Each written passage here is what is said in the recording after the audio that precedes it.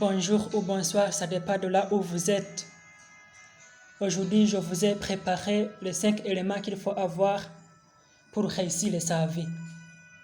Alors, sans trop tarder, je vais commencer avec le premier élément qu'il faut avoir pour réussir sa vie. Dans la vie, il faut avoir des objectifs. Fixer les objectifs dans la vie est très important car on travaille en ayant ce à quoi on tend vers.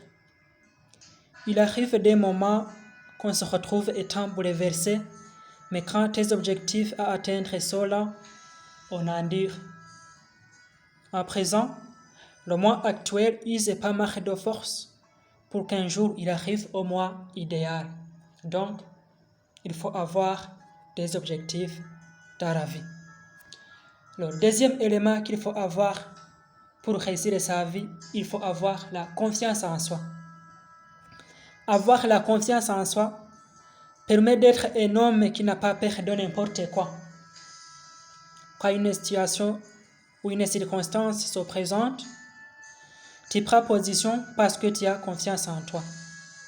Si tu n'en as pas, le moindre souffle du vent te fait tomber, puisque toi aussi, tu te sous-estimes.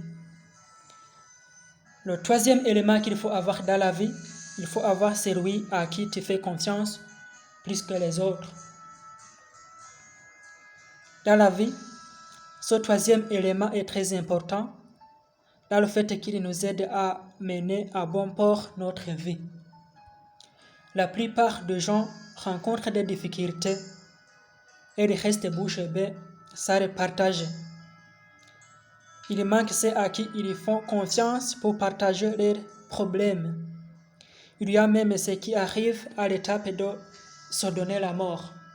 Donc, il faut avoir quelqu'un dans la vie que tu partages tes joies, pourquoi pas tes peines, car en français on dit que la douleur partagée diminue et la joie partagée augmente. Le quatrième élément qu'il faut avoir dans la vie, il faut avoir des amis. Dans la vie, les amis ont une place sine qua non parce qu'ils contribuent dans l'enrichissement de ton être. Mais il faut faire attention. Je vais distinguer deux types d'amis. Il y a des faux amis, il y a aussi des vrais amis. Les faux amis, ce sont ceux qui restent avec toi quand tu es heureux, quand tu es riche, quand tu as quelque chose qui profite de toi. Mais une fois que tout se termine, ils ne reviennent plus.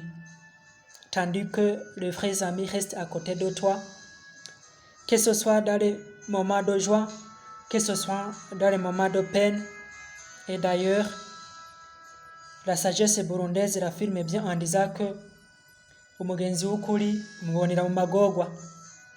le cinquième élément qu'il faut avoir dans la vie, il faut avoir un cœur accueillant.